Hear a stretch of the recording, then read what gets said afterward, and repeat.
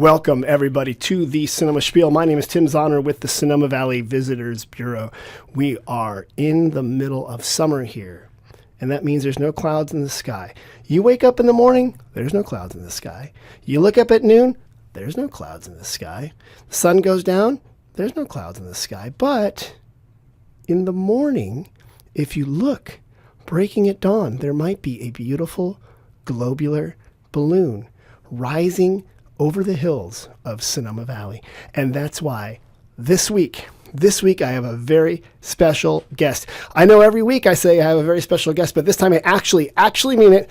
This person knows how to put hot air balloons in the sky, and most importantly, he knows how to get them back onto the ground. It's Sean Gerrity with Sonoma Ballooning. Sean, how you doing? I'm doing great. It's great to be with you, Tim. Well, thanks for coming in today, and thanks for. I like the way you parked the balloon right out front. That was amazing. Well done. You're amazing. We've been known to parallel park. Put them right in there. Sean, were you guys up today in balloons? We were, as a matter of fact. We had 3 up today in beautiful Sonoma Valley. Where were you guys? Like, I know you weren't exactly like having the exact flight path that you steer per se, but where did you guys go?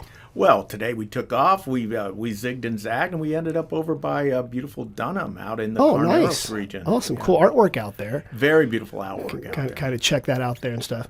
Sean, tell me, what is Sonoma Ballooning for people who don't know? Sonoma Ballooning. It's the premier Sonoma Valley hot air balloon company. Okay. Been around for years, and over 1,100 5-star Google reviews. So we are. Whoa, so you're not like some Johnny come lately. You've been doing this for a while. This company knows what they're doing. We have, Tim. As a matter of fact, the company is a family company. Oh, okay. And we've got an amazing history in the family of over 30 years of hot air ballooning. Okay, that's crazy. Okay, let's start this. How does someone become a hot air balloon pilot? Because I didn't know that was a career option when I was in high school. Like, you take that little test, and then like you could be a bus driver, or you have to work in tourism, or whatever. Like, how did that work? What's going on? Some people say if you drop out of high school, you can end up a hot air balloon pilot. But actually, it's a rigorous FAA certificated pilot. So you start with an interest of hot air ballooning. A lot of our teams started as a crew. Okay. And you proceed to take a written test. There's a medical exam as you go forward. Okay. And you could end up with a private pilot certificate. That means you fly your friends and relatives and people that are... people who are very trustworthy. Exactly. Well, they really trust you. My son has a friend who's studying, shout out Gabe, keep going. He wants to be a pilot, a commercial pilot. And, now he starts with the propeller planes, and then I think you go to 2 propellers, and then you go to jets. I don't know. He's working his way up. He's not the military route, just doing it private. Right. And he's now where he can take people up. And he goes, hey, Mr. Zahner, you want to go up on an airplane? I'm like, I don't know. I've known you since kindergarten. I'm not so sure about that right now, but it sounds like that's what you want. You get private. Exactly. Okay. And so you go through the private, and then you pass an FAA oral examination and then a flight check ride, and you can then have your private pilot certificate. Okay. You build more hours, about 35 more hours, with a trainer, and all commercial pilots, hot air balloon pilots, the designation for the FAA is lighter than air. That's a great name. Oh, that's so cool. Yeah, lighter than how air. Ephemeral. Okay, I like with that. an airborne heater. Oh, as opposed to helium. Exactly. Or hydrogen. Exactly. Okay. That's the limits of my high school chemistry. But so you with an airborne heater, you can then be a lighter than air pilot. Correct. With this instructor. Correct. Okay. Then you train and train and train. You take another written test. Okay. You take another oral test with a designated pilot examiner from the FAA. And then you go on another check ride. Okay. And then you can have your commercial pilot certificate. I just got my pilot certificate last year. So welcome. Great. Well, congratulations. Yeah, it's very exciting. Wait. You weren't always a pilot. I was not always a pilot. Wait, how did you end up a hot air balloon person? Well, that goes back to the 30-year family history. So the family, there was an aunt that flew, and she flew in Seattle, and she had a company for many, many years. Okay. And then it came to us, and we sat around over 10 years ago at a kitchen table, said, it sure is fun to go fly a hot air balloon. We should go do that. And so that's how it all started. So did you used to go with other family members? Like you've done flights before? Yes. Okay. Some did, but the stories are endless in hot air ballooning. I mean, we go up and we go down. Landings are guaranteed, Tim. God. Okay, how many of these bad jokes do you have? You have a lot, right? We do, as a matter of fact. Well, let's actually talk about that. What is the experience for people coming here to go on a balloon? What should they expect, and what do you do? Take me through how it works. Well, so I'm guest relations and ops, so along with now being a pilot. But the last story about the pilot is you can be trained and trained and trained, but until you fly at least 100 hours, you're not going to be on insurance, and therefore you're never going to fly anybody else unless you're taking friends that trust you a lot. So, and then when you're up there, you're like, remember the time you didn't bring me back the $20 I loaned you? You're like, oh God. Exactly. And for the average guest that comes in, and it's a dream come true. These are bucket list items, and it's a beautiful way. It's an incredible way to see Sonoma Valley. Right. And it's exciting, and it's an adventure every day, Tim. But so tell me this, because people might not know this. They don't launch at noon. They don't launch usually. They don't launch at 3 p.m. Like, this is a beginning of the day kind of thing, right? Correct. It's early morning. You really got to enjoy sunrise. And the sunrise is the most beautiful time of the day for many people, especially if you're going to be a hot air balloonist. Right. Why is that? Why is it? So the reason is we want those winds to be calm. We want the pilot in command to actually control the balloon, Tim. Okay. And if you're in winds that are above our safety limits, we're not going to fly, because that balloon is a very large aircraft. Right. Therefore, you want to be controlling. You go up, you go down. Okay. But the wind can move you about. And if there's any wind shifts, that's not as much fun, because that means the wind is more in control than the pilot. And then here in California on this coast, the winds are calmer in the morning. Always, generally speaking, the winds are calm in the morning. So we study the winds and the forecast. And, of course, weather forecasters, they have a great job. They can be wrong half the time. They still keep Nobody cares. Well, they still keep their job. That's right. So that's why we fly at sunrise, and we only fly at sunrise in this area. Okay. Other parts of the country and world, they do some afternoon flights because, again, as the sun sets, the weather slows down and the winds currents can slow down there. Where do you guys take off from here in Sonoma? We take off at the beautiful Sonoma Sky Park. It's absolutely amazing, the Sonoma Sky Park. We love our little airport, Sonoma Sky Park. All right, and that's south of the city of Sonoma. It's about 2.5 miles southeast of downtown, the Sonoma Square. And just to be clear, we call it a sky park, but it's an airport, a small airport. It is. Right. It's actually one of 2 small airports in Sonoma Valley. It is, exactly. Which is so weird that here's this little tiny valley with its own airport, and then it's like, well, we have another airport as a backup to that airport. And I don't know what the history is on those, but you take off from the Sky Park. We do. Okay, and that's where the is that where also the historic airplane guy is? The biplane guy? That's Sonoma Valley Airport. But there is a biplanes and a few very historic planes at Sonoma Sky Park. Okay, also. That's pretty neat. So you guys take up there, and then people show up around sunrise early. Dark 100. Exactly. And then you just magically inflate the balloons by pulling a ripstop and it inflates, or how does that work? Well, not exactly a ripstop, Tim. So we have very large fans, and so we started, and that's the whole key. So part of the guest and host team, when I'm on the crew, I'm the third loudest thing they hear every morning. The second are big 9 horsepower fans, and so those inflate the balloon with cold air. Okay. And then once the balloon is inflated with cold air, we then ignite the burners, and that's over 20 million BTU of burners and about a 20 to 30 foot flame. Whoa. Okay. So you're launching this thing, because I think I've seen these big fans, the kind that they, industrial fans they'll use for movies or whatever. Yes. It starts blowing, and then you tilt somehow the flame, or I don't know how you guys do it, but you get the flame into the envelope of the balloon, and then it starts moving up. Correct. And then you guys got to basically hold it down. The pilot takes care of all of that. But what we do is the balloon, the basket, the gondola, because it started in France, the gondola is laid on its side. And so then the fans inflate the balloon, the envelope. Okay. And then slowly the balloon majestically rises. Oh, I like that. As the sun is about to peak up, the balloon is rising. And then what do you just have everyone run and jump? Yeah, it's going. Get in the balloon. Hurry up. Well, it's a really process. So, I mean, the whole process works the night before. They get a phone call because we always call our guests the night before because the weather is so much important part of this in beautiful Sonoma Valley. So we meet them. I call them up, give them a call, say everything looks great. We'll see you tomorrow morning. They come in. They get to have coffee, tea. Oh, you give them coffee? We have coffee and tea. Good deal. All right. Prepackaged snacks. Okay. They watch the balloons majestically being inflated. Right. And we welcome them over. We take photographs, and then they have to actually be able to climb aboard the gondola, the basket. So that's one trick. It's a two-step process. Okay. And, they can grab anything, just not the pilot. But, So you have to, one challenge is you have to physically be able to get over, the lip of the gondola because obviously you want to have 4 sides to it. I think that's ideal. And if I was designing, I don't know a lot about designing hot air balloon baskets, but I think that would be one of the keys. A bottom and 4 sides. Very important, yes. You can hire me. Yeah, we're good. We do actually have some of our we have new equipment, and we do have doors now.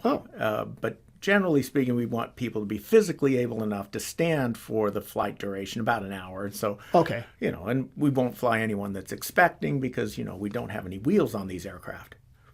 As in people who are imminently going to deliver a baby. Well, not even imminently deliver. We really don't want anybody that's, expecting because, again, they're carrying their own cargo there. I got you. So we're not going to carry That's right. both. You've never delivered a baby at 5,000 feet. There might be a story about that. I'll have to check. Day's not over yet, Tim. So you guys go up. You're up there for about an hour, and you just majestically float along, and the valley floor is below you. And what kind of things do you see? Well, we get to see the beautiful rolling hills, the vineyards of Sonoma Valley, and we also get to see San Francisco, the glimmer of Salesforce Tower. Oh, for real? Absolutely. That's amazing. Especially as the sun is rising from the east, it probably hits it right there. It's beautiful. That must be gorgeous. It is. And then Mount Tam to the southeast, Mount Diablo to the east. Southwest is Mount Tam. Right. Mount Diablo is really beautiful. Oh, yeah. I mean, and we get glows, and sometimes if there's some clouds out there, it is absolutely stunning. That must be amazing. Is there a season where you mostly go up, like it's more common to go up, or is it kind of year-round, or how does that work? We can fly year-round. Obviously, we're not going to fly in any storms, any rain. Sorry. This is Tim from the Tourism Bureau, and it never rains in Sonoma. Do you like that? I put on a podcast. I'm going to put it on the internet. It's going to be true. Of course. But if in the rainy season, which is traditionally, December through April, it probably rains more than like now. Right. Which we haven't seen a drop of rain for months now. But yeah. Right. So, I mean, those are weather. So we fly under visual flight rules, back to our good friends, the FAA. So that means you have to be able to see. Got it. That's what VFR means. It does. I just put that together just now. So that means the ability to, obviously not using radar and stuff like that. Correct. Okay. So it's fascinating, Tim, because hot air balloons do not have any electronics. We don't have a source of electricity on the hot air balloon. That's right. So therefore, we don't have the ADS-B, which aircraft now have, and that's so that you can actually locate in the is that a little flight controllers, little beeper that essentially they can find you? They absolutely are tracking aircraft. Okay. So we don't have that, hence we must fly under visual flight rules. Okay. And as you're flying along with us, you wouldn't be able to see if you couldn't. And it wouldn't be that fun to be up in the fog because you wouldn't see the vineyards. You wouldn't see Mount Tam. You would just be like, it'd be like standing in San Francisco in July. Exactly. Here's the fog. How lovely. Yes. All right, so we're floating along. It's majestic. I'm looking down, and you're pointing out, there's Pinot Noir, there's Chardonnay, there's Sonoma Valley Regional Park. Where do you guys normally end up at the end of the ride? Well, that's the adventure part of it. We don't actually know. We have an idea, but we don't actually know on any given day. I can guarantee it'll be on the ground. You already told me that, right? Okay. So then roughly which direction you guys usually head out? Well, the predominant flow in beautiful Sonoma Valley comes from the northwest through the valley. And Sonoma Valley is so amazing, as you may know, Tim, that it opens wide. The south rim of Sonoma Valley goes directly due south. So it opens in our area from more of a traditional valley with walls on on either side to this beautiful playground that we have at this wide open valley. Right. So we can head out towards the Carneros region. Oh, okay. Nice and flat out there. It's nice. And rolling hills, and we can come in and dance. And there's a fun thing that balloon pilots really enjoy. It's called a splash and dash. Okay, what does that mean? So you see a pond, a water, something beautiful to land, and you can't resist but to bring the balloon down floating, hovering above the water, and then just gently touching the water's surface. It's absolutely amazing. And every commercial balloon pilot, when they see water, they're like a Labrador chasing a tennis ball to him. They're like, they're going to give it a whirl. They will and kind of skim it and go right up. Absolutely. That must be amazing, especially if you're a farmer out there and you see this balloon kind of like and taking off again. Yeah. So, I mean, I told you I was a relatively new pilot. So I was training with our lead pilot. He's an amazing guy. And so he's out there, Sean, let's do a splash and dash. Well, Tim, I did a splunk and dunk. So, but you know, you have to train, and that's what we do. You were training, and you were wearing a swimsuit, so you were fine. Yeah, he was a little grumpy about his, boots getting wet. It was all good. You're like, hey, it was your idea, bud, not mine. All right, so after you guys land, people climb out of the basket. And then you're not where you started, obviously. So what do they do next? How do they get home? So we have an amazing crew. Our ground crew trains and trains too, and we actually chase along, follow along. It's called a chase. Okay. We have a truck with a trailer to cover the equipment, and then we have a nice, beautiful van, brand new vans, and we follow along. Okay. We have 3 different ways of keeping track, Tim. Okay. 3. Okay. 3. In case one doesn't work. Give me the 3. Well, you can see a balloon, and VFR. I didn't mention can see it. Exactly. They're I very didn't long. mention the great philosopher, Miss Aretha Franklin. Tell me what she said. RESPECT, Tim, in hot air ballooning, and especially at Sonoma Ballooning, you have to have respect because we don't know where we're going to land. Okay. So you're very move slow. Right. We're not going to be, there's no engine. We're sailing with the wind. Right. So, and we're really big, so you're going to see us. Okay. And when we get down low to land, right, we make friends wherever we land. We don't land on people's houses, Tim. You have like pockets of chocolate. You're like, here you are. I've descended from the skies. I'm your friend. So that's the great story. So we'll kind of give you the wrap up of how it works. So we land somewhere. Right. Our crew comes in. We secure the balloon. Okay. Once the balloon is laying down, right, then our passengers exit. They take photos around the balloon. Okay. I mean, we've got people that actually in the balloons, Tim, they propose marriage, for crying out loud. Oh, my gosh. Yeah. Well, I've been married a long time, and I can tell you it has its ups and downs. Yes. But always a soft landing. There you go. Good.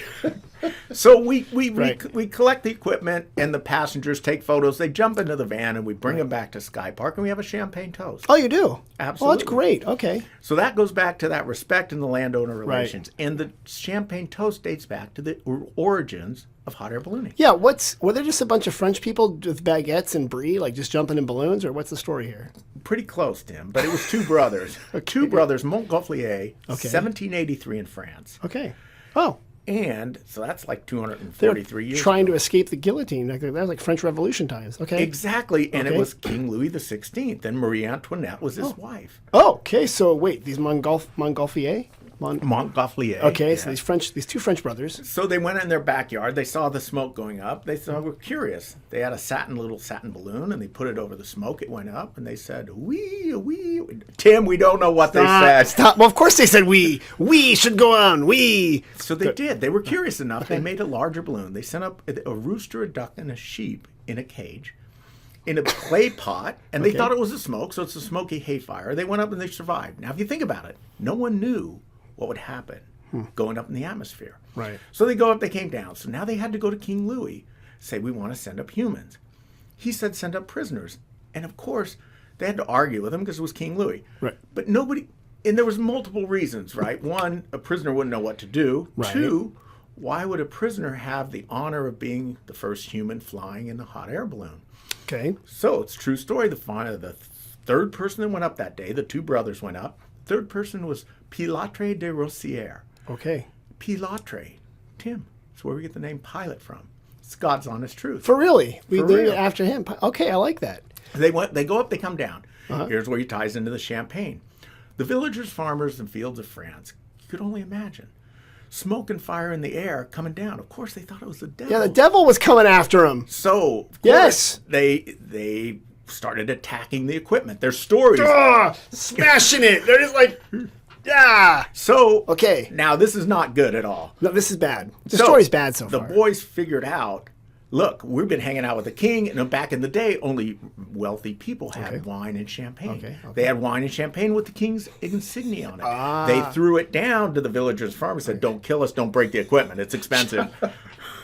To this day, right, we drink champagne, and to this day, we carry champagne in our vehicles. Just in case. I land on your property, Tim, and you're a little grumpy. I'm dispatched with a bottle of champagne. I'm like, hey, Sean, that was a tomato plant. You're like, yeah, but now it's a bottle of champagne. Is that how it works? We won't land on your tomato. I haven't picked out, though, because it hasn't been producing. So I'll there send you go. If you invite us to, we will, Tim. And sometimes people do come out, and we might talk to them from the air and say, can we land here? And they say, yeah, come on down. That's great. So you can kind of hover a little bit. We go up and we go down. It's just like the elevator business, right? Okay, so they've landed, they've had their champagne, and it's still early in the morning, right? Right. It's probably like, 9 o'clock, 10 o'clock or Out something there, like that? sure. So they still have their whole day ahead of them. Exactly. And so, there's great suggestions. People come out, and then they can have the rest of their day. Okay. Sometimes, they'll go take a little nap, but then they have wine tours in the afternoon. Okay, I love that. Yeah. Have you had, repeat people, like people who've done it once and then said, we got to come back? Or We have, as a matter of fact. So I mentioned people propose marriage. Right. We actually can perform weddings. We just had some people come back. Really? They got married on our balloon. They came back to celebrate their anniversary. That's with us. great. It was amazing. I would think if I was getting married in a balloon, I would be so nervous with the rings that I'd tie them to something so you don't drop them down into the abyss. And where do people come from that ride your balloons? We actually have people come from all over the world, international countries all over the world come over, and it's a bucket list item, Tim. So people plan their whole vacations around coming to fly with us. That is neat. I imagine you take photos, and people must take lots of photos and stuff like that. That's a huge part of it. I bet you they send you some pretty good stuff that you can. They do. We share it. They post it on our website. I mean, we're over 1,100 Google reviews, 5-star reviews. That's very good. And again, it's really the joy. That's the key that gets us going. You might pick up, Tim, that I kind of love to fly. I mean, and it's so much fun to share it with everybody. Right. And you never did traditional fixed wing aircraft piloting. No, some of our pilots have, and that's a joyful thing too. Sailing in the sky, you're really part of the wind. You're part of the atmosphere. Sailing in the sky is exactly it. You are, and we're the only aircraft that actually operates like that. I mean, gliders somewhat, but gliders have wings they can control and move stuff, Right. Wow, so you guys are just up and down depending on which direction stuff's going to go. Yes. And you kind of have, or you kind of guess that if I go up, I might go this way. Right? So that goes back to our weather forecast. We study them at all. We use all the local airports, both Napa, Nosfield, which is in Marin County, Petaluma, and of course Charles Schultz over there, Sonoma County. Yeah, extreme northern Sonoma Valley. Extreme northern Sonoma Valley. And you kind of look at where the wind's going there, and then you can kind of guess how it's going to affect you down here. We do, and then in addition, we do what's called a pieball or a pilot balloon. So early in the morning, we're out there. We send up a helium balloon. With a little flashing light in it, so we can see there. So you pilots, track it. Pilots stand there. A lot of pilots pre-flight training is staring there, looking straight up in the sky. Balloons just sitting there, following that pieball up to see exactly where it goes. That's interesting. You think? Yeah, I guess a balloon is better than like a drone or all those small little things. There you go. But look at Tim, you're way ahead of it. We have permission, FAA's permission.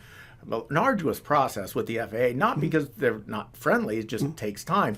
But we actually can fly a drone up, and the drone reads the winds at various altitudes. So that's the key. The wind changes direction at each altitude. It can. Often there's a predominant wind, but you check the wind at the surface, because that's important. Right. You check the wind at 3,000 feet, because that's 3,000 feet. You want to know if something's changing. And you also check the wind at 6,000 feet. You can actually go up to 9,000 and 12,000 feet. On a balloon. What's your normal cruising altitude? We generally go, 3,000 feet, depending on the wind directions, 2,000 to 3,000. Sometimes we'll go up to 4,500 feet, 5,000 feet. Wow. Do you ever do that kind of fake Southern accent that pilots do when they get on? Like, we're cruising along at 30,000 feet. Or is that not a thing balloon pilots do? I don't know, Tim.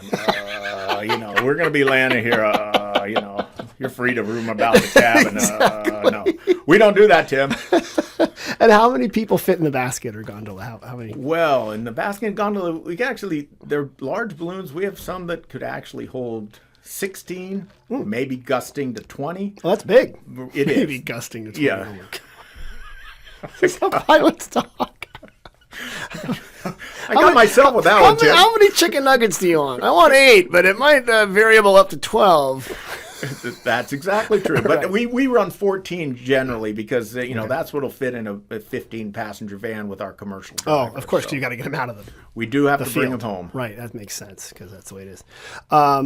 Sean, this is amazing. I learned a lot about Sonoma Ballooning.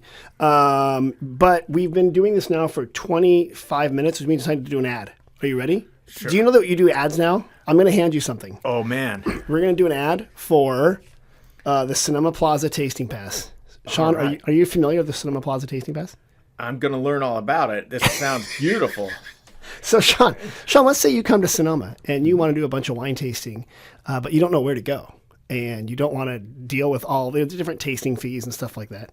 Did you know that there's a thing that you can get, and it's called the Sonoma Plaza Tasting Pass. Oh my gosh, Sean, that's amazing. That's right. The Sonoma Plaza Tasting Pass is available online.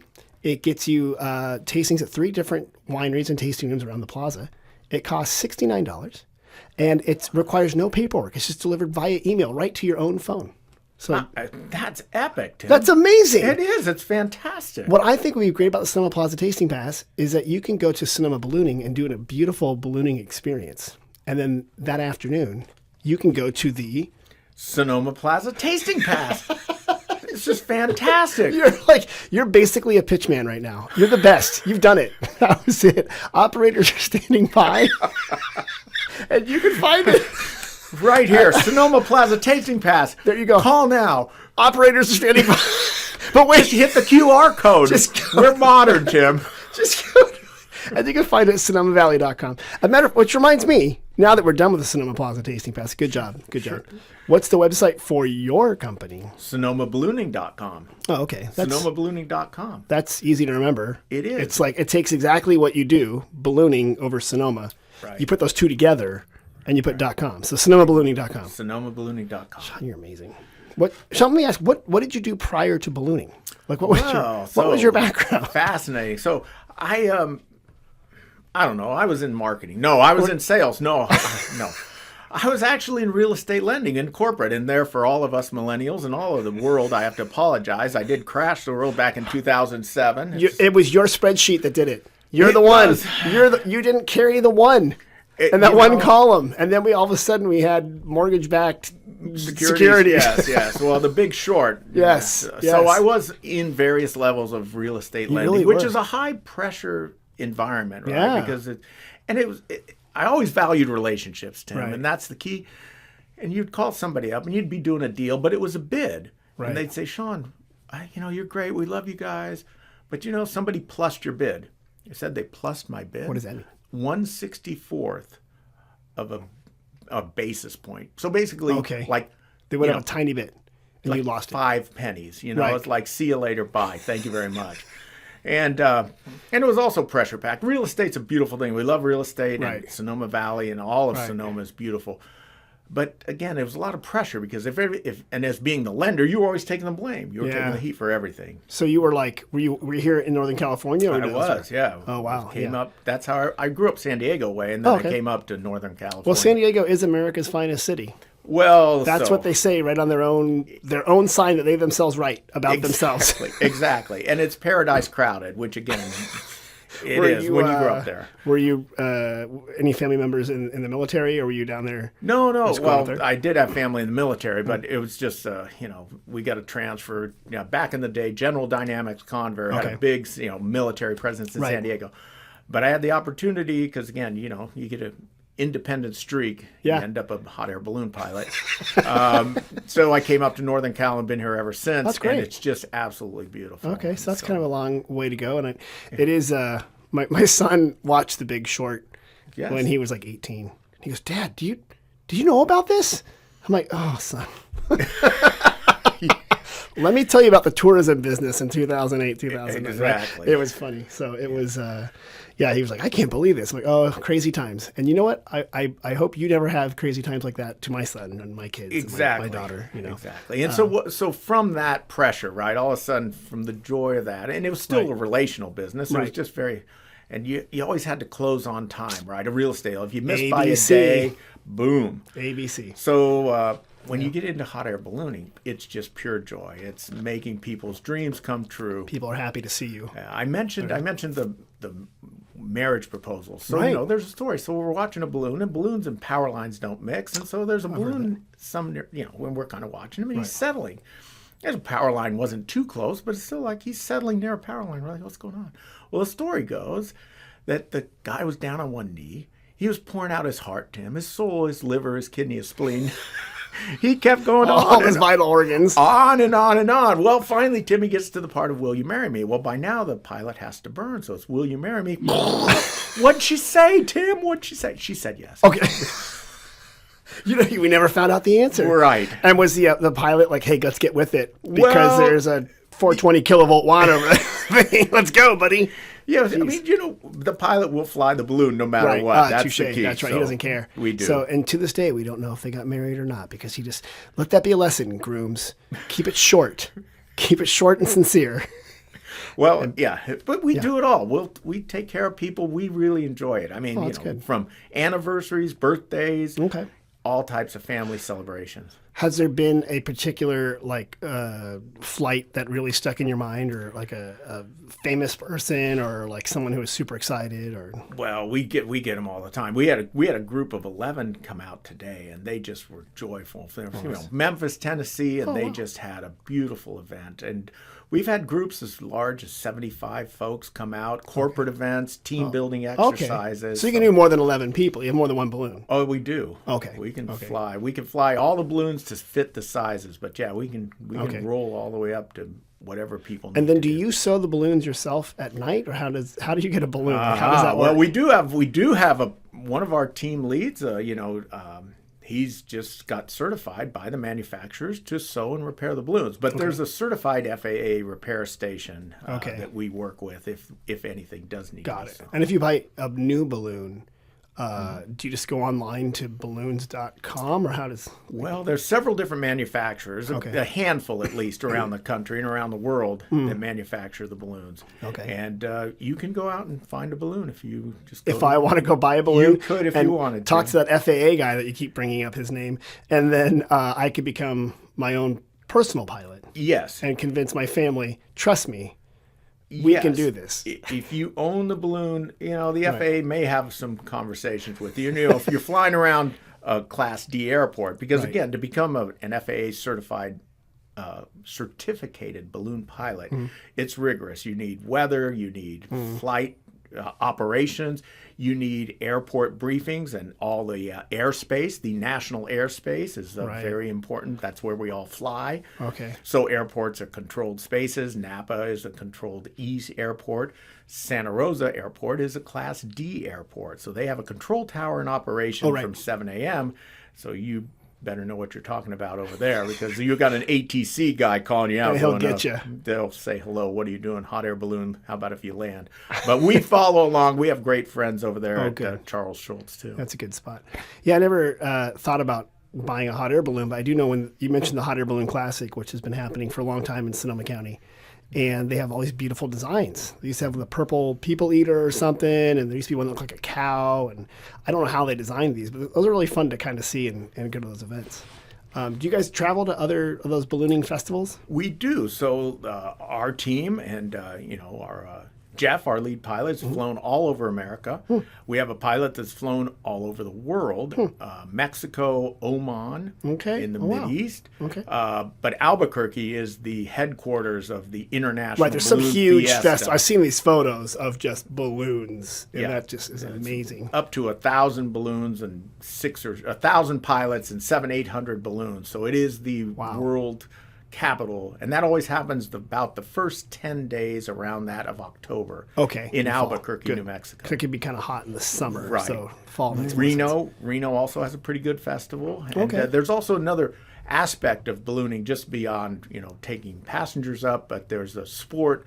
Balloon races where they actually have target practice, and you fly the balloon using the winds to a specific place. You throw darts down. You try to hit objects. Really? It's a really fascinating. The balloons are much more made specifically for maneuverability. for that. Correct. Okay.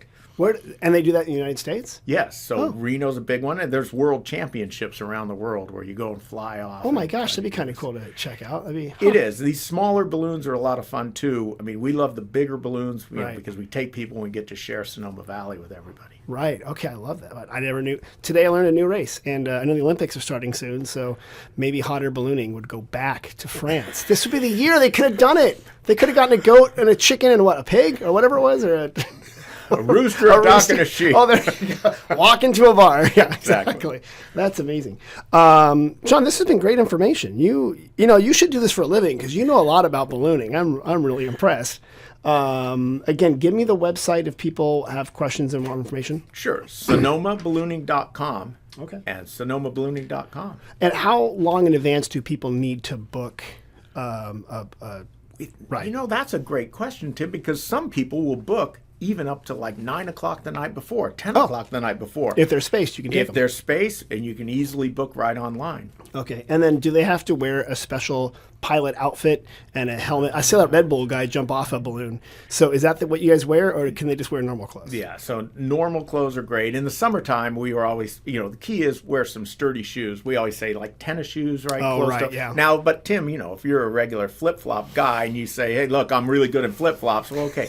But then Crocs, of course, you can 4x4, Tim. You're good. Because sometimes we, again, not sure where we're going to land. You may have to walk in a field a few steps. So sturdy shoes, tennis shoes, sunglasses are really good, Tim, because, we're seeing sunrise. Oh, right. Okay. And then, if it is a little cooler, maybe a lightweight jacket, something you can tie around your waist. That makes sense. We don't carry purses or backpacks because, we don't have wheels when we land. And if you're landing and the winds come up a little bit, you kind of have to bump because there's no wheels on that aircraft. Oh, right. So it might drag a little bit. You bump, and of course, if folks are married, we put the wife in front and the husband. No, we don't. No, anyway. But Tim, we have a great time. Right. Sometimes you may even tip over. We call that a rodeo landing. It's all part of it. It's normal. Just got to hold on for 8 seconds, guys. Yeah, and we become human shock absorbers. Oh, so great. We go through all of the procedures. We keep everybody safety. You're like, right. Safety first. Safety is number one priority. Keep the bony people over there. Let me get my pilot voice. Safety is our number one priority, Tim. That was amazing. That was really good. Wait, I'm going to point at you. Do it again. Ready? 1, 2, 3, go. Safety is our number one priority, Tim. You got it. I mean, I don't even. Yeah, you're great. You could be doing voiceover as well in between going up in the air and the fans and the rodeo landings. Exactly. You could be doing it there. But we don't rodeo land it very often. But again, it is the wind, the weatherman, everything we do. The battle between the coastal inflow and the sun from the east, right? So you get that east and the west. We float around right in the middle, and it's really joyful. That's cool. If the wind does come up, like I say, we might land quicker, but. Generally speaking, we land, we don't even crush a marshmallow on our landing. Then the pilots, brag. There's other thing pilots do, Tim, that you might find interesting is, if they ever do box it back in because the winds are just a certain way, you go up, maybe you go west, you come down a little bit, you catch a little wind east, you go up and the wind shifted north at a different level, you come back. You box it back into beautiful Sky Park. Then, of course, we have to buy the pilot a beer after the flight, Tim. Of course.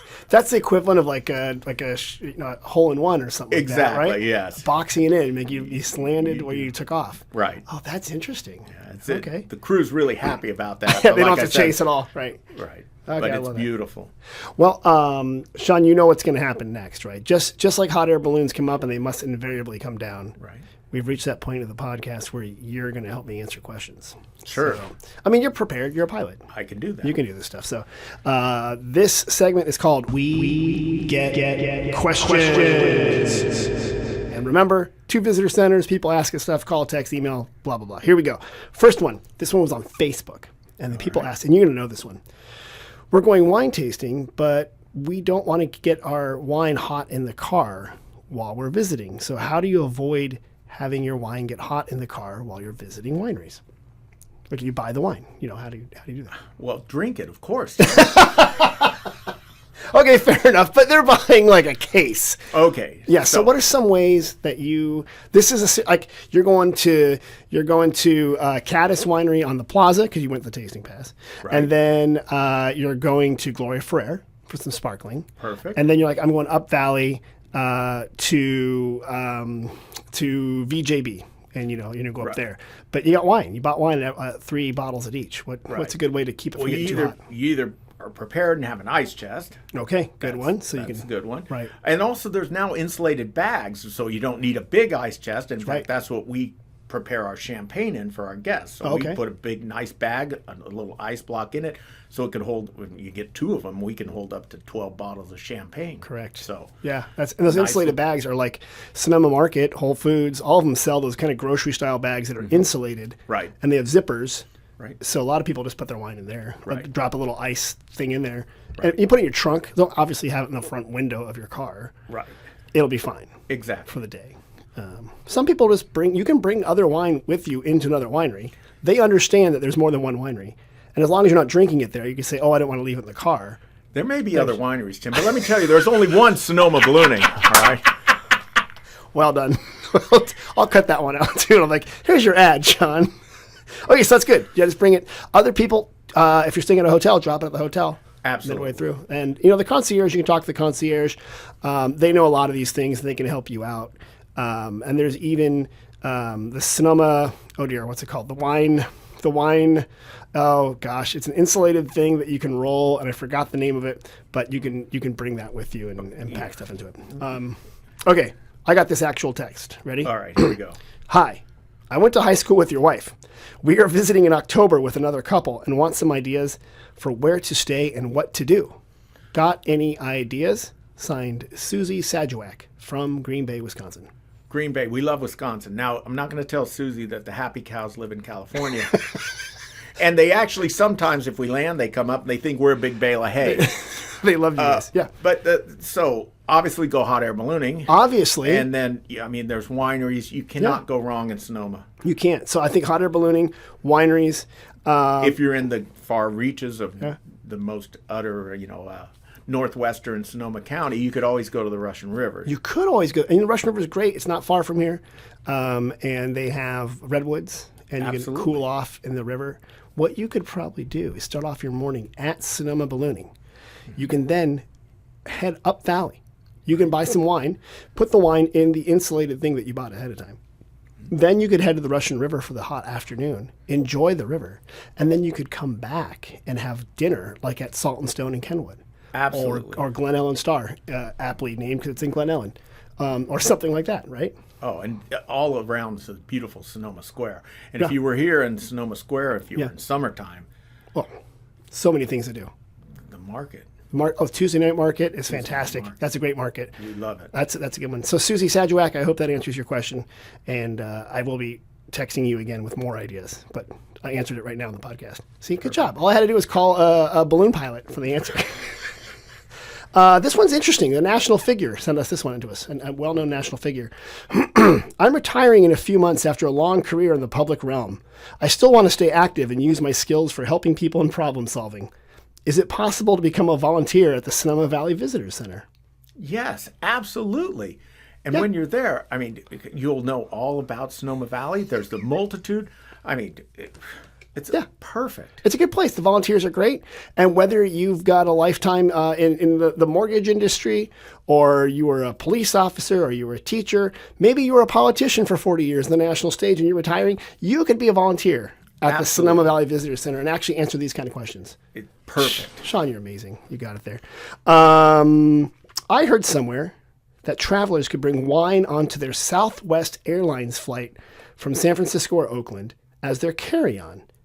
I'm planning on visiting in September, and I want to visit the winery, so can I bring wine as a carry-on on Southwest Airlines?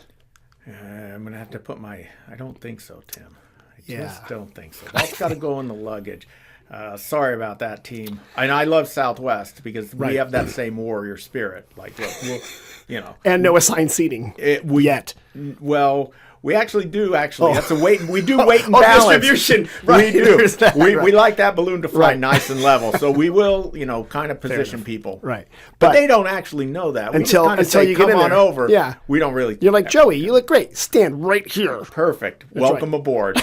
So you're right. You cannot do carry-on wine I think anywhere in the United States, because it's more than 3 ounces. Correct. And you should never buy just 3 ounces of wine. You should buy 750 ml or more. At least. I just did ounces and metric. But anyway, you know what I'm talking about. Of course. However, this is where kind of the confusion is. Many airlines flying out of Sonoma County Airport, it's called Charles M. Schultz Sonoma County Airport, STS. Less stress, fly STS. Many of those airlines will allow you to take a case of wine on as luggage for free. So it's not included against your luggage allotment. And so Alaska Airlines does that, sometimes American, sometimes Avelo. So just ask. But Southwest, no airline will allow you to do carry-on wine. No. Right. But some you can buy wine on the plane. Right. Right. So and if you're in certain airports, you can get it in the duty-free shops. And then you're inside, they will still store it because you're not drinking your own wine on right. And you got to fly international duty-free, right? Right. So here's one. We are visiting from Santa Cruz. Well, welcome.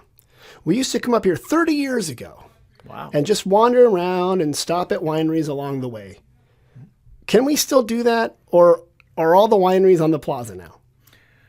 Well, I'd still go to the wineries on the plaza, Tim, but you can actually wander around, and we have a lot of great friends, that we partner with, and because after you've had enough beautiful wine, it's time to go fly a hot air balloon. Well, that's what. Yeah, there you go. But not immediately. Wait till the next day. Right. Right. Yeah.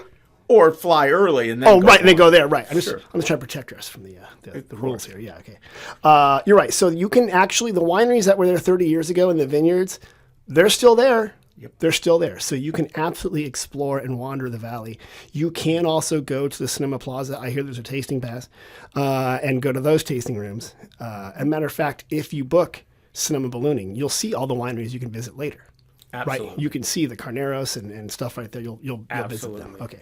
So yeah, come back up from Santa Cruz. It's a good spot. Question we got just today, right before we got here. We're here from Scotland, and we need to get from the plaza back to the Springs, the area just north of Sonoma.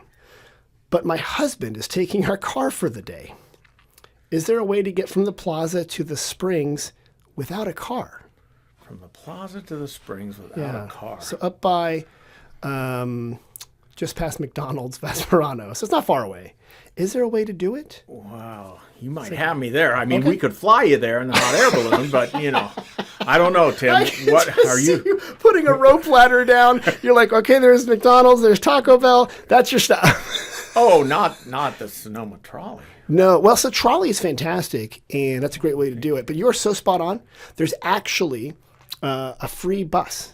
It's bus line 32, and it's called the Sonoma Shuttle, which is a great idea. Yes. And there's a north loop and a south loop, and it comes to the plaza, and the north loop goes to the Springs, and it hits all the things up there. It goes right past the Fairmont, goes past Sonoma Eats, goes past La Michoacana, my favorite Mexican ice cream shop. Get the strawberries and cream paleta. It's fantastic.